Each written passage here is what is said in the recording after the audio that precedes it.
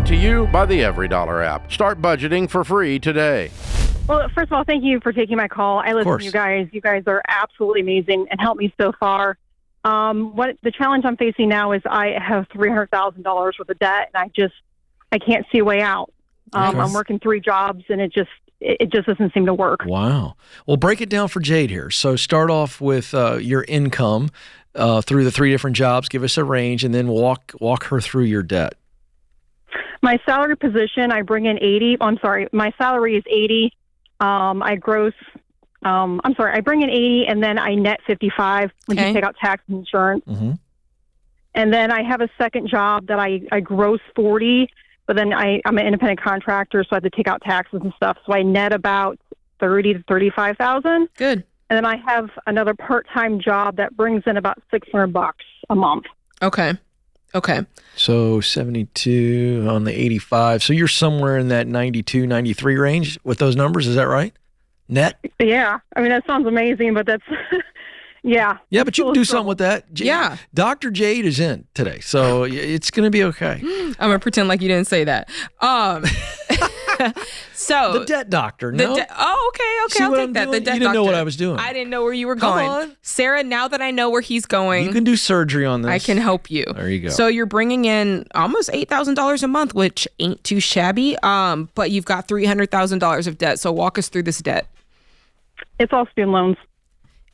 Okay. Private? Federal? I have $12,000 with private. I will have those hopefully paid off by December. Good. The rest, the $300,000, is all government. Okay. What was it for? I'm just curious. I went to law school. And are we practicing law? Yes.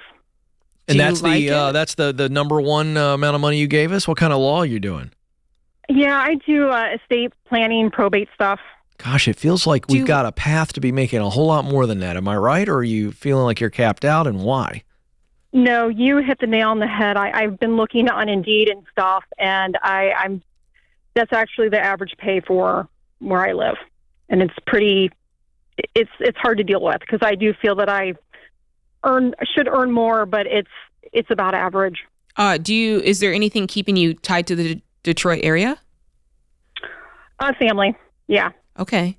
All right. One other silly question, Jaden, and I'll get out of the way. No. I am curious with what you've done so far.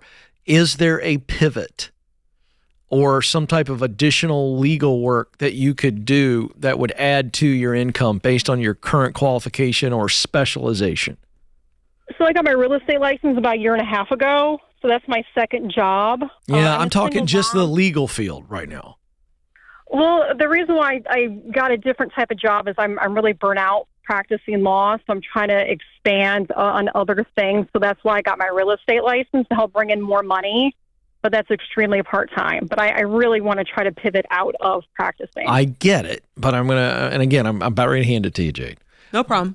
But you got $300,000 in law school debt. I don't think you get the burnout yet.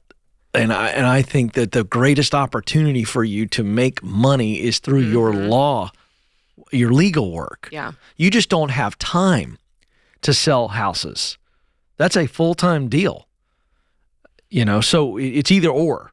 It's like you go all in on selling homes, and if you do that, then there's no limit to what you can make. But I'm just going to make that point. You got to bring in some more income here because $300,000 is doable. I'm gonna hand it over to Jade. Jade, walk her through the process here. Okay, so the loans, did you consolidate them or are they singular? They're single. Okay, They're good. singular. That's good. Okay, so as trite as this may sound, all we're doing is listing them from smallest to largest. And we're paying minimum payments on all of them. Hopefully, I don't know, are you enrolled in any of the assistance plans? Are you in Save Plan or anything like that? The income-driven payment, I've been on that for about 13 years. Okay. And is it going to run out or do you still have time to be on it? I mean, honestly, I try to re-enroll, and it takes months and months to get an answer. So I don't know. I'm kind of in limbo right now. Okay. What's your current payment for the lot of them? I don't pay anything. Okay, good. So here's what we do. The fact that your minimum payments are 0 is a good thing for you right now because that means you can put the full strength of your income on the smallest debt and knock it out fast. I wish there was a way to tell you that there was an easy button here. There's just not. And if you've listened to our show for any bit of time, you know, my husband and I had 280. Okay. And at the time we weren't making what combined what you're making now. And so there's a part of this that you have to just, you know, ride that income until the debt is gone. You know, once you have maxed out your money for your time, and I don't know that you have yet. I agree with Ken. I think that you can do more to max out your time and get better money for it.